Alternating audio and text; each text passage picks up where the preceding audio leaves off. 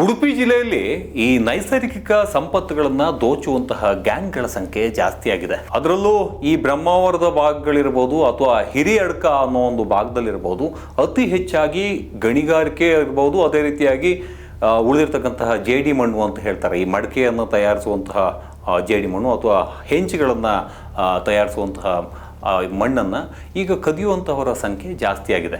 ಈ ಸಂಬಂಧಪಟ್ಟ ಹಾಗೆ ಹಿರಿಯಡ್ಕ ಪೊಲೀಸ್ನವರು ಈಗ ಇಬ್ಬರು ಆರೋಪಿಗಳನ್ನು ಬಂಧಿಸಿದ್ದಾರೆ. ಅದರಲ್ಲಿ ಅಜಿತ್ ಶೆಟ್ಟಿ ಹಾಗೆ ಮಹಾಬಲ ಮತ್ತು ಸುರೇಂದ್ರ ಅನ್ನೋ 3 ಜನನ್ನ ಈಗ ಬಂಧಿಸಿದ್ದಾರೆ. ಮೂವರು ಕೂಡ ಈ ಅಕ್ರಮ ಮಣ್ಣನ್ನು ಸಾಗಿಸುವಂತಹ ಕೆಲಸಗಳನ್ನು ಮಾಡ್ತಾ ಇದ್ರು. ಸರ್ಕಾರದ ಸರ್ಕಾರಿ ಜಾಗಗಳೇನಿರ್ತವೆ ಅಂಥ ಜಾಗಗಳಲ್ಲಿ ಮಣ್ಣುಗಳು ಸಿಗ್ತವೆ. ಆ ಮಣ್ಣುಗಳನ್ನು ಒಂದು ಕಡೆಯಿಂದ ಈ ಜೇಡಿ ಮಣ್ಣು ಅಂತಾರ ಅದನ್ನು ತೆಗೆದುಕೊಂಡು ಹೋಗಿ ಬೇರೆ ಕಡೆ ಮಾರಾಟ ಮಾಡುವಂತಹ ಕೆಲಸಗಳನ್ನು ಮಾಡ್ತಾಯಿದ್ರು.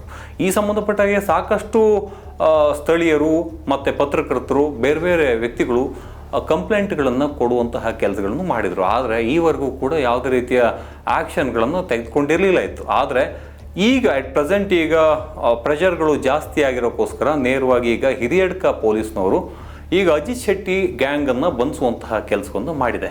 ಇಲ್ಲಿ ಪಂಚೂರು ಅಂತ ಹೇಳಿದೆ, ಕುಕ್ಕೆಹಳ್ಳಿ ಹತ್ರ ಪಂಚೂರು ಮತ್ತು ಅದರ ಸುತ್ತಮುತ್ತಲಿನ ಭಾಗಗಳಲ್ಲಿ ಈ ರೀತಿಯಾಗಿ ಮಣ್ಣನ್ನು ತೆಗೆದು ಅಲ್ಲಿಂದ ಸಾಗಿಸುವಂತಹ ಕೆಲಸಗಳು ಮಾಡ್ತಾ ಇದ್ದಾರೆ. ಮತ್ತು ಆ ಭಾಗದ ಸುತ್ತಮುತ್ತಲೂ ಕೂಡ ಬ್ರಹ್ಮಾವರದ ಭಾಗದಲ್ಲೂ ಕೂಡ ಅಕ್ರಮ ಗಣಿಗಾರಿಕೆಗಳು ನಡೀತಾನೆ ಇದೆ. ಇದ್ರ ಬಗ್ಗೆ ಪೊಲೀಸ್ನವರಾಗಲಿ ಅಥವಾ ಜಿಯೋಲಜಿಸ್ಟ್ಗಳಾಗಲಿ ಅಥವಾ ಅರಣ್ಯ ಅಧಿಕಾರಿಗಳಾಗಲಿ ಗಮನ ಹರಿಸ್ತಾ ಇಲ್ಲ. ಈ ಹಿಂದೆ ಸಾಕಷ್ಟು ದೂರುಗಳು ಬಂದಿದ್ವು. ಈ ಹಿರಿಯಡ್ಕ ಅಥವಾ ಈ ಒಂದು ಆಸುಪಾಸಿನಲ್ಲಿ ಈ ರೀತಿಯಾದಂತಹ ಗಣಿಗಾರಿಕೆ ನಡೀತಾ ಇದೆ ಅಥವಾ ಜೇಡಿ ಮಣ್ಣನ್ನು ಬೇರೆ ಕಡೆ ಸಾಗಿಸ್ತಾ ಇದ್ದಾರೆ. ಸರ್ಕಾರಿ ಭೂಮಿಗಳಿರ್ತಕ್ಕಂತಹ ಜಾಗವನ್ನು ಅತಿಕ್ರಮವಾಗಿ ಪ್ರವೇಶಿಸಿ ಅದರೊಳಗಡೆ ಇರ್ತಕ್ಕಂಥ ಮಣ್ಣನ್ನು ಅಕ್ಕಪಕ್ಕದವ್ರು ಯಾರಾದರೂ ಬಂದು ಇದಕ್ಕೆ ಕಂಪ್ಲೇಂಟ್ ಮಾಡೋಕೆ ಹೋದರೆ ಅವ್ರ ವಿರುದ್ಧನೇ ಕಾನೂನು ರೀತಿಯ ಹೋರಾಟವನ್ನು ಅಥವಾ ಅವ್ರ ಮೇಲೆ ಸುಳ್ಳು ಕೇಸ್ಗಳನ್ನು ಹಾಕುವಂತಹ ಕೆಲಸಗಳು ಮಾಡ್ತಾಯಿದ್ರು. ಆ ಕಾರಣಕ್ಕೋಸ್ಕರ ಸ್ಥಳೀಯರು ಯಾರು ಕೂಡ ಅವರಿಗೆ ಏನಪ್ಪ ಇದು ಏನು ಸಮಾಚಾರ ಏನು ಎತ್ತ ಇವರ ತಂಟೆಗೆ ಹೋದರೆ ನಮ್ಗೆ ಸಮಸ್ಯೆಗಳಾಗ್ತವೆ ಅಂತ ಹೇಳಿ ಎಲ್ಲರೂ ಕೂಡ ಹಿಂಜರಿಯುವಂತಹ ಕೆಲಸಗಳನ್ನು ಮಾಡಿದರು. ಆದರೆ ಇದೀಗ ಅಜಿತ್ ಶೆಟ್ಟಿ ಹಾಗೆ ಅವರ ಗ್ಯಾಂಗನ್ನು ಇದೀಗ ಹಿರಿಯಡ್ಕ ಪೊಲೀಸ್ನವರು ಬಂಧಿಸಿ ಹಿರಿಯಡ್ಕ ಜೈಲಿಗೆ ಅಟ್ಟುವಂತಹ ಕೆಲಸವನ್ನು ಮಾಡಿದ್ದಾರೆ. ಆದರೆ ಆತ ಮತ್ತೆ ಬೇಲ್ನ ಮೂಲಕ ಹೊರಗಡೆ ಬರ್ತಾನೆ, ಮತ್ತೆ ಈ ರೀತಿಯಾಗಿ ಮಣ್ಣನ್ನು ಸಾಗಿಸುವಂಥದ್ದು ಅಥವಾ ಗಣಿಗಾರಿಕೆ ಮಾಡುವಂತಹ ಕೆಲಸವನ್ನು ಮಾಡ್ತಾನೆ.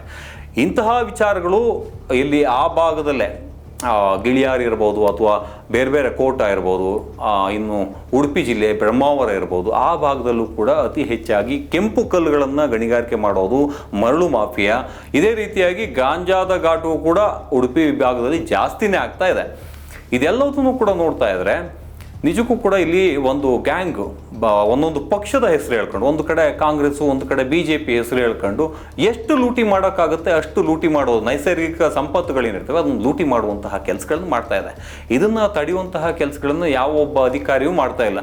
ಪೊಲೀಸ್ನವ್ರು ಕೇಳಿದ್ರೆ ಹೌದಾ ಈಗ ಆಯ್ತಾ ಇನ್ಸಿಡೆಂಟು ಅಂತ ಯಾರು ವ್ಯಕ್ತಿಗಳು ಬಂದು ಕಂಪ್ಲೇಂಟ್ ಮಾಡ್ತಾರೋ ಅವ್ರ ವಿರುದ್ಧನೇ ಒಂದು ಏನಾದ್ರು ಬೇರೆ ರೀತಿಯಲ್ಲಿ ಕಂಪ್ಲೇಂಟ್ ತಗೊಳಕ್ಕಾಗುತ್ತಾ ಅನ್ನೋ ರೀತಿಯಲ್ಲೂ ಕೂಡ ಯೋಚನೆ ಮಾಡ್ತಾರೆ. ಇನ್ನೊಬ್ಬರಿಗೆ ಪೋರ್ಟ್ ಮಾಡುವಂತಹ ಕೆಲಸಗಳು ಅಂದರೆ ಈ ರೀತಿ ವ್ಯಕ್ತಿ ಕಂಪ್ಲೇಂಟ್ ಮಾಡ್ತಾ ಇದ್ದಾನಂದ್ರೆ ಈತನ ವಿಚಾರಧಾರೆಗಳು ಬೇರೆ ಇರ್ತಾವೆ ಅನ್ನೋ ರೀತಿಯಲ್ಲೂ ಕೂಡ ಪೊಲೀಸ್ನವರು ಯೋಚನೆ ಮಾಡ್ತಾರೆ. ಮತ್ತೆ ಈ ಜಿಯಾಲಜಿಸ್ಟು ಒಬ್ಬ ಸೀನಿಯರ್ ಜಿಯಾಲಜಿಸ್ಟ್ ಬಂದು ಸಂದೀಪ್ ಪಾಟೀಲ್ ಅಂತ ಇದ್ದಾರೆ. ಅದೇ ರೀತಿಯಾಗಿ ಈ ಸಂಬಂಧಪಟ್ಟ ಹಿರಿಯಡ್ಕ ಭಾಗಕ್ಕೆ ಬಂದು ಜಿಯಾಲಜಿಸ್ಟ್ ಬಂದು ಹಾಜಿರಾ ಅಂತ ಇದ್ದಾರೆ. ಅವರು ಕೂಡ ಈ ಒಂದು ಭಾಗದಲ್ಲಿ ಸಾಕಷ್ಟು ಕಂಪ್ಲೇಂಟ್ಗಳನ್ನು ತಗೊಂಡಿದ್ದಾರೆ. ಈ ಹಿಂದೆ ಅದಕ್ಕೆ ಎಲ್ಲ RTI ಮೂಲಕನೂ ಕೂಡ ಇಂತಿಂಥ ಭಾಗ ಇದು ಸರ್ಕಾರಿ ಲ್ಯಾಂಡಾ ಅಂತ ಕೇಳಿದಕ್ಕೂ ಕೂಡ ಸರಿಯಾದ ಆನ್ಸರ್ಗಳನ್ನು ಕೊಟ್ಟಿಲ್ಲ. ಅಂದರೆ ಇವರೆಲ್ಲರೂ ಕೂಡ ಪರದೆ ಹಿಂದ್ಗಡೆ ಕೂತ್ಕೊಂಡು ಎಲ್ಲ ರೀತಿಯಲ್ಲೂ ಕೂಡ ಹಣವನ್ನು ಎಣಿಸ್ತಾ ಇದ್ರಾ ಅನ್ನೋ ಒಂದು ಪ್ರಶ್ನೆ ಈಗ ಮೂಡ್ತಾ ಇದೆ. ಯಾಕಂತ ಹೇಳಿದ್ರೆ ಇಲ್ಲಿ ಆ ಕೆಲ ವ್ಯಕ್ತಿಗಳು, ಈಗ ಅಜಿತ್ ಶೆಟ್ಟಿನೇ ಇರ್ಬೋದು, ಈ ಹಿಂದೆ ಆತ ಒಂದು ಹಿರಿಯಡ್ಕನು ಆಸ್ಪಾಸಿನ ಒಂದು ಸ್ಟೇಷನ್ನಲ್ಲಿ ಒಂದು IT ಅಧಿಕಾರಿ ಅಂತ ಹೇಳಿ ಒಂದು ಟೀಮನ್ನು ಬಿಟ್ಟು ಯಾವುದೋ ಮನೆಯನ್ನು ಲೂಟಿ ಮಾಡೋದಕ್ಕೂ ಕೂಡ ಹೋಗಿರ್ತಾನೆ. ಆ ಟೈಮಲ್ಲಿ ತಗಲಾಕೊಂಡು ಜೈಲ್ ಪಾಲೂ ಕೂಡ ಆಗಿರ್ತಾನೆ. ಆದರೆ ಈತ ಪದೇ ಪದೇ ಕ್ರೈಮ್ ಚಟುವಟಿಕೆಗಳಲ್ಲಿ ಭಾಗಿಯಾಗ್ತಾ ಇದ್ದ. ಯಾರಾದರೂ ಆಸ್ಪಾಸ್ನವ್ರು ಬಂದು ಕೇಳಿದರೆ ನಾನು ಕಾಂಗ್ರೆಸ್ ಮುಖಂಡ, ನನಗೆ ಇಂತಿಂಥ ದೊಡ್ಡ ದೊಡ್ಡ ವ್ಯಕ್ತಿಗಳ ಪರಿಚಯ ಅಂತ ಹೇಳ್ತಾನೆ. ಬೆಂಗಳೂರಿಗೂ ಬರ್ತಾನೆ. ಅದೇ ರೀತಿಯಾಗಿ ದೊಡ್ಡ ದೊಡ್ಡ ರಾಜಕಾರಣಿಗಳು, ಈಗ ಸಚಿವರು ಅಥವಾ ಶಾಸಕರು ಏನಿರ್ತಾರೆ ಅವರೆಲ್ಲರನ್ನೂ ಕೂಡ ಭೇಟಿಯಾಗಿ ತಾನು ಇಂಥವ್ರ ಜೊತೆ ಗುರ್ಸ್ಕೊಂಡಿದ್ದೀನಿ, ನನ್ನನ್ನು ಮುಟ್ಟಕ್ಕೆ ಬಂದರೆ ಆ ರೀತಿ ಮಾಡ್ತೀನಿ ಈ ರೀತಿ ಮಾಡ್ತೀನಿ ಅಂತ ಹೆದರಿಸುವಂಥ ಕೆಲಸಗಳು ಮಾಡ್ತಾರೆ. ಆದರೆ ಅತಿ ಕಾಂಟ್ಯಾಕ್ಟ್ ಇದೆಯೋ ಅಥವಾ ಇಲ್ವೋ ಗೊತ್ತಿಲ್ಲ, ಆದರೆ ಫೋಟೋಗಳನ್ನ ಇಟ್ಕೊಂಡು ಮಾತ್ರ ಹೆದರಿಸುವಂತಹ ಕೆಲಸಗಳು ಮಾಡ್ತಾನೆ. ಇದೇ ಕೆಲಸವನ್ನು ಎಲ್ಲ ಕಡೆನೂ ಮಾಡ್ಕೊಂಡು ಬಂದಂಥ ಅಜಿತ್ ಏನು ಶೆಟ್ಟಿ ಏನಿದ್ದಾನೆ, ಇವನ ಒಂದು ಟೀಮ್ ಈಗ ಮತ್ತಷ್ಟು ಆಕ್ಟಿವ್ ಆಗಿದೆ ಅನ್ನೋದು ಈಗ ಗೊತ್ತಾಗಿದೆ. ಒಟ್ಟಿನಲ್ಲಿ ಈಗ ಸದ್ಯಕ್ಕೆ ಜೈಲಿಗೆ ಹೋಗಿದ್ದಾನೆ, ಮತ್ತೆ ಹೊರಗಡೆ ಬರ್ತಾನೆ, ಮಹಾಬಲ್ನು ಹೊರಗಡೆ ಬರ್ತಾನೆ. ಇದೇ ರೀತಿಯಾಗಿ ಆಸ್ಪಾಸ್ನಲ್ಲಿ ಸಾಕಷ್ಟು ರಾಜಕಾರಣಿಗಳ ಹೆಸರು ಹೇಳಿ ವ್ಯವಹಾರಗಳನ್ನು, ನೈಸರ್ಗಿಕ ಸಂಪತ್ತನ್ನು ದೋಚುವಂತಹ ಕೆಲಸಗಳಾಗ್ತಾ ಇದೆ. ಅದಕ್ಕೆ ಒಂದು ಬೇಲಿ ಹಾಕುವಂತಹ ಕೆಲಸಗಳು ಮಾಡಬೇಕು. ಅದಕ್ಕೂ ಕೂಡ ಈಗ ಕಾಂಗ್ರೆಸ್ ಸರ್ಕಾರದ ಹೆಸರನ್ನು ಕೂಡ ಹೇಳಿಸುವಂತಹ ಕೆಲಸವನ್ನು ಈ ಅಜಿತ್ ಶೆಟ್ಟಿ ಮಾಡಿದ್ದಾನೆ.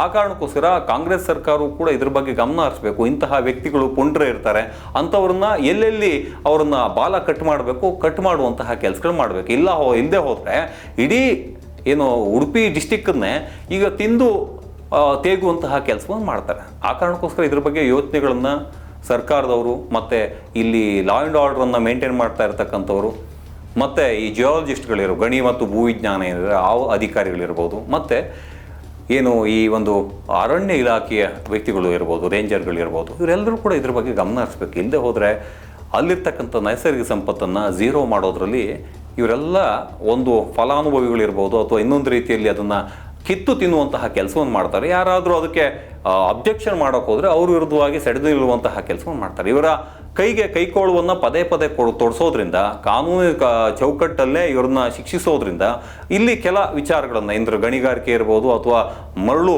ಮಾಫಿಯಾ ಇರ್ಬೋದು, ಎಲ್ಲದನ್ನು ಕೂಡ ತಡೆಯಬಹುದಾಗಿದೆ. ಇದ್ರ ಬಗ್ಗೆ ಅಲ್ಲಿನ ಜಿಲ್ಲಾಧಿಕಾರಿಗಳು, ಉಡುಪಿ ಜಿಲ್ಲಾಧಿಕಾರಿಗಳು ಗಮನ ಹರಿಸಬೇಕು, ಮತ್ತು ಅಲ್ಲಿನ SP ಕೂಡ ಗಮನ ಹರಿಸಬೇಕು.